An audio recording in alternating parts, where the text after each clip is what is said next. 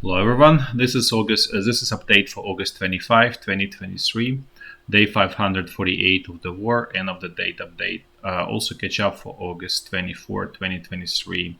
I'm gonna start with strategic updates, the way I usually do. So first, as you can see from the map, I'm gonna talk about Niger and the situation there. Looks like it's clearly heading towards local regional war that is going to involve Niger, Mali, Burkina Faso on one side, and then Nigeria on the other side, because really the only country that has meaningful military power is Nigeria. So it looks like it's preparing for invasion. In the meanwhile, this military leaders that captured power in Niger, they are trying to expel French ambassador. They gave I don't even know if it's him or her 48 hours to leave. Similar information was for the German ambassador and the U.S. ambassador. But then that information was retracted, so it's somewhat unclear. The French ambassador of France responded that because this military leaders are illegitimate, they have no right to expel French ambassador. There is also, as a sort of side note, there is I think 1.5 thousand French troops in Niger, and there is also actually a U.S. military base there. there, sorry. So looks like it could be, you know, as I said, some regional war that involves Western powers, Western countries. One thing I would say is the decisiveness with which this military leaders are making moves clearly indicates that they have support from Wagner Group. Otherwise, they would not be so confident, basically, or at least that's what I say. That's my base case scenario, which again indicates that Wagner Group is not dead and alive. But as I said before, the time will tell what's going on there. So again, looks like the situation there in this region is escalating pretty quickly, and we'll see what happens there. I wouldn't sort of hold much hope for Nigerian army.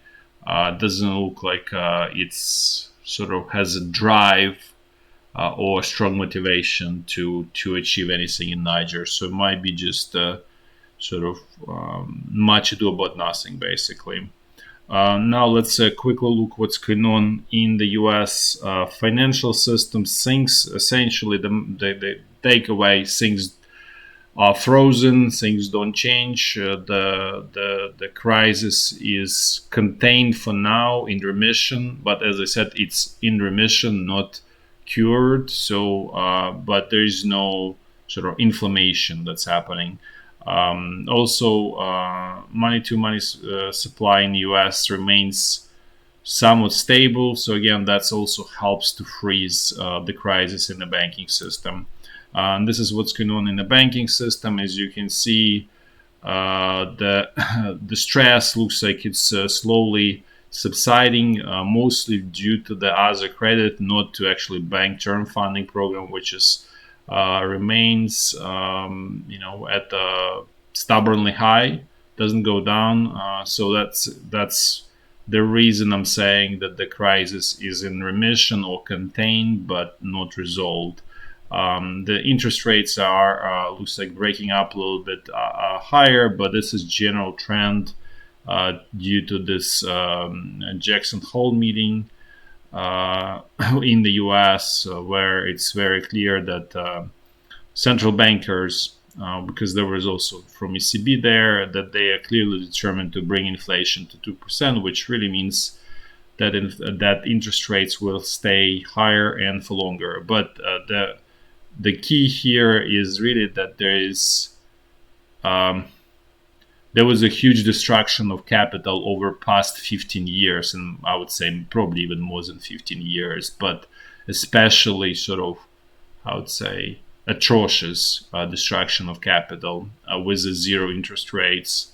And that's really destroyed the capital, and now there's a shortage of capital. That's why interest rates are going up, because you need to rebuild the capital base. And that's the essence of all of this, what's really happening in a very simple way, if I was to simplify it. The loss of the situation with deposits remains also contained, as you can see here. They're not moving anywhere. Basically, it's just range bound, so nothing is there. In terms of US, the labor market remains, I would say, in okay shape. There are initial cracks, but there is no sort of glaring holes. There is no huge problem. So as long as labor market in the US remains okay, basically this whole situation will remain the same. Basically, we'll just be plugging along, as they say.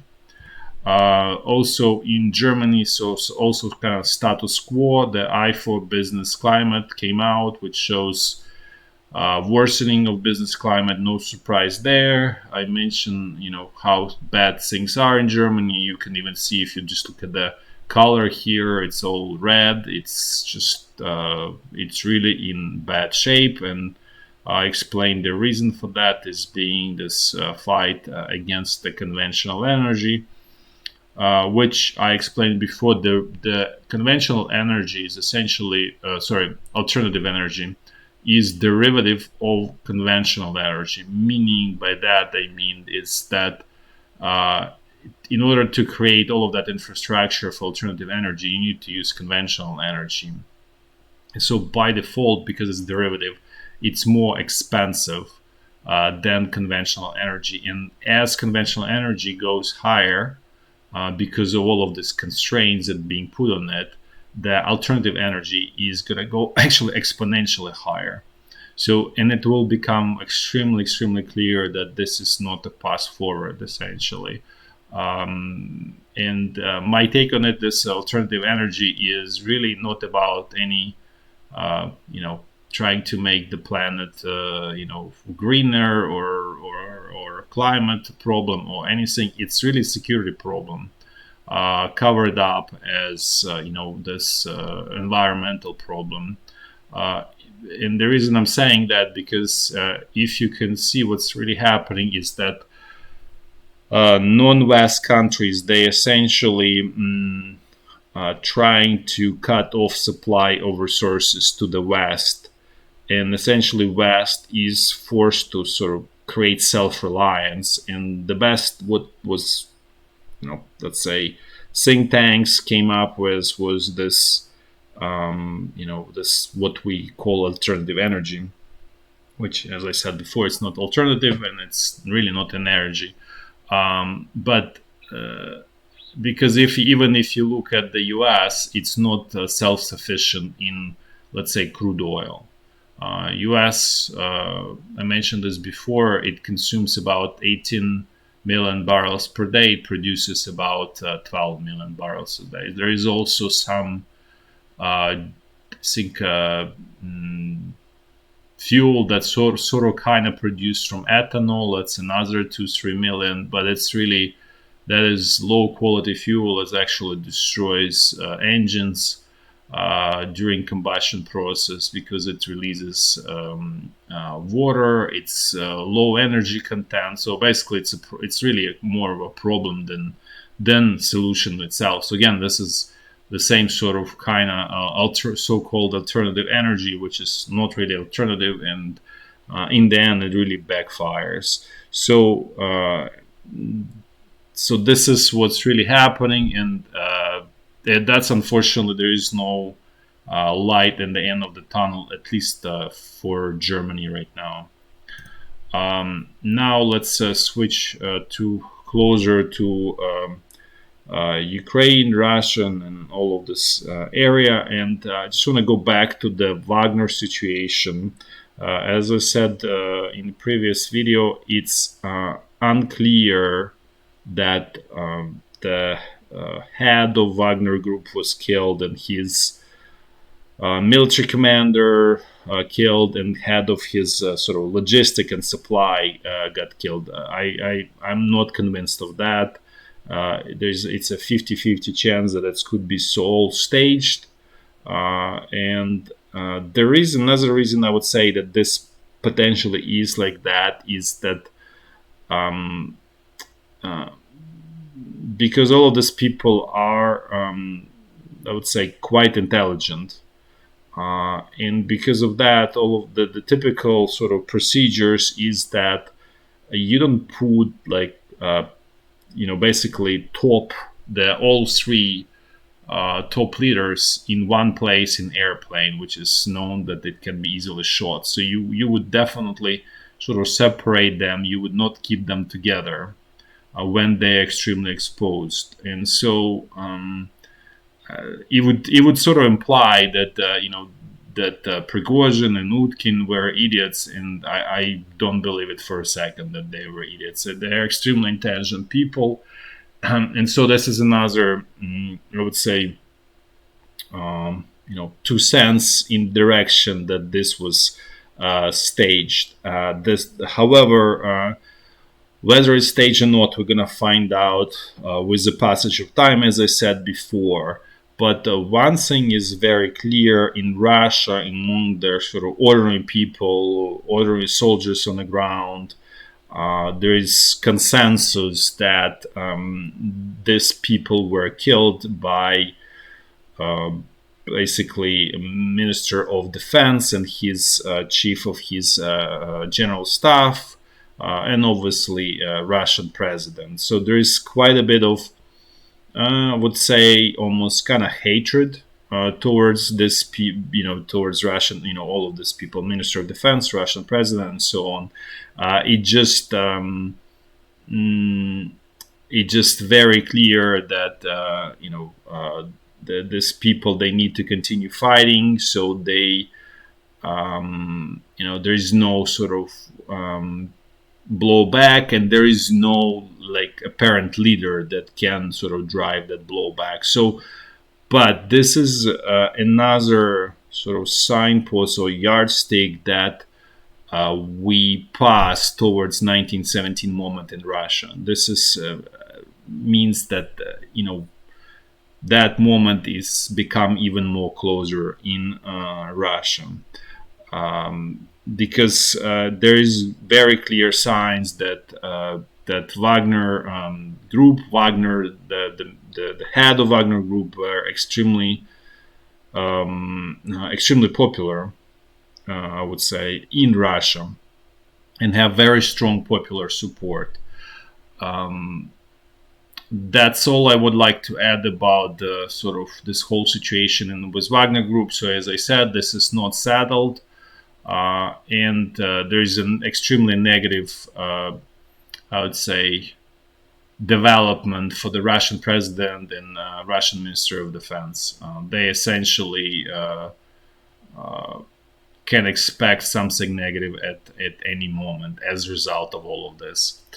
And as situation on the front line deteriorates, and this is actually puts them in very difficult situation, because it's becoming more and more clear that Russian troops don't have enough men on the ground or soldiers on the ground in Zaporizhya area and along the Dnipro River, the dam can be broken, not because Ukrainian forces are doing great or the defensive lines were breached, simply because Russian side is running low on people to man those lines, and it's in a way it's to extend replay of what happened on the Kherson, on the western bank of Dnipro River in Kherson bridgehead that I mentioned before, and what happened around Izium and Balaklia last year. So this is exactly the sort of same situation, and now Russian military top and political top is facing difficult choice because they need to do another round of mobilization, but giving the deaths or alleged deaths or sort of perceived deaths of the Wagner top, they are extremely unpopular. If they try to do mobilization, that may sort of really tip things into very negative direction for them. So they are basically, to extent, hesitant and paralyzed to do that, and that plays again then against them, because then that front line in Zaporizhya can collapse. So this is kind of like dynamic situation that developing. We'll see how it all plays out, but it's the whole situation is definitely uh, putting Russian leadership in very difficult situation. That's all I can say. Then in Ukraine, there's actually interesting development in Ukraine. Well, first of all, I would like to say that there's this corruption scandals, they rocking Ukraine basically non-stop about the Ukrainian Minister of Defense. There is never-ending allegations of corruption, and I would say there is very strong evidence of corruption there. There is allegations against Ukrainian president and all of that. So they also, I would say, fairly unpopular, especially Ukrainian Minister of Defense. I would say that's just the worst. And so it's sort of interesting because there were three senators from the U.S. that came, I think, 2 days ago. So and they demanding elections in Ukraine in 2024. And before that, Ukrainian president was very adamant that he does not want to have elections. Definitely, there's no election in 2023. But now this three senators pushing the Ukrainian president to have elections in 2024, which, given what's going on, I would not be surprised if he loses those elections, which I would say is going to be a positive development for Ukraine, for its ability to survive, actually. But there's another question of that there is really no capable politician there in terms of skills and competence and so on. So it might be just a change for another similar politician that's inept, incapable, and lacks intelligence. But this is also sort of interesting development in Ukraine, but it's definitely a little bit more longer in terms of horizon. Now I'm just gonna walk through the front line in a clockwise fashion, as I always do, starting from very north. So the situation along the state border is more or less the same. On the quieter side, basically nothing new there, nothing sort of no developments in terms of Ukrainian incursions or Russian incursions into Ukrainian territory. Now let's move to the North Lugansk front line. Things here also basically the same. There is some Russian pressure in the same area, kind of like in the middle of this front line, without any success. Again, as I said before, the Russian pressure northeast of Kupiansk at this point subsided. Wasn't really major offensive as it was presented. It just basically was strong pressure and desire of Russian military command to force Ukrainian military command to pull reserves in this area from Zaporizhya, basically front line. But they have not achieved really the sort of the end goal. There were some reserves moved, but they were sort of reserves from basically not earmarked for Zaporizhya front line, basically. Now let's move to the North Donbass front line. Things here also quiet. Nothing really major is happening here. Um, there is some pull push around this Klishivka, but again, it's all very low tactical. At this point, it looks like the both sides sort of on a break and preparing for renewed attacks to basically for Ukraine to liberate this Klishivka and for Russian side not prevent Ukrainian side from liberating it. Otherwise, it's quiet. Now let's move to the central Donbass front line. Things here also fairly sort of standard, nothing major happening. This attacks in around Marinka. There's also the only new is Russian side is trying to attack Ukrainian side, basically attack Vuhledar. My take on this is again the same idea of trying to pull Ukrainian forces from the Zaporizhya front line to Vuhledar, but it's not going to work out. Now let's move to the Zaporizhya front line. So situation here is that Ukrainian forces continuing putting pressure, continuing attacking south of Robotyne. No major advances so far. They also trying to spread in the eastern direction, which I didn't show really was the arrow, but there is also attacks in the eastern direction towards this village of Verbove here. Again, so far no any major sort of successes, but this is typical for the squeezes. As I said before, they just huge drain of resources, black holes for resources, and they take a while. So we may not see any results for another month or so, maybe 2-3 weeks. And even then, the territorial gains don't mean anything in this case. As I said at the beginning, it's all about the soldiers on the ground, right? So if Ukraine is losing soldiers faster or at the same pace as Russia, that's really meaning in the long run means defeat of Ukraine, and that's really where the problem is right now. So that's why if Ukrainian forces will liberate this Verbove or Novoprokopivka, it's just really not gonna lead to anything. The only, as I said also at the beginning, sort of, I would say, lucky moment is if Russian command will repeat the mistake of the last year, where they don't want to do the mobilization. The front line becomes too thin and collapses under its own weight.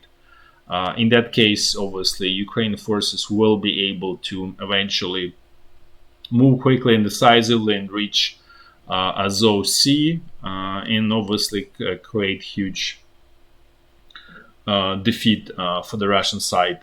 That obviously almost guaranteed to create a 1917 moment at that point in Russia, giving the whole toxic situation around the Wagner group for the Russian president and so on. So that's a big sort of unknown, big question. What's going to happen in from that perspective? Because if that's the case, that might be the sort of golden opportunity for Ukrainian forces, and may make it so that all of these losses were really not in vain for all of this time. Now let's move to the Dnipro front line along Dnipro River. Here there are renewed attempts by Ukrainian forces to establish more bridgeheads, but there's no clear indication that they were established, or it was more taking control of this the islands in the delta, which I'm not convinced that they are really the best idea. As I said before, this bridgehead in Kazachi Lahiri is really the excellent jumping point for Ukrainian forces. Otherwise, sort of basically, there is some work going on here. There's also huge problems on the Russian side and in the command of this 205th Brigade. There's, I wouldn't say it's mutiny, but it's just again toxic situation there as well, and so which also signifies the whole difficulty on the Russian side in terms of there's not enough people. Then the forces command to do suicidal sort of actions, which also reduces a number of people even more. So it's basically like a death spiral there for the Russian command at this point, for the Russian forces in this area. It's slow, but they definitely strategically, slowly but surely losing. And again, this goes back to this whole idea of mobilization in Russia, or basically they need more people on the ground in this area. And you can even see from the lengths, it's fairly long here, so you really need to have a significant number of troops just to securely protect this whole the eastern bank of the Dnipro River. That's all for today. Thanks for watching, and until next time.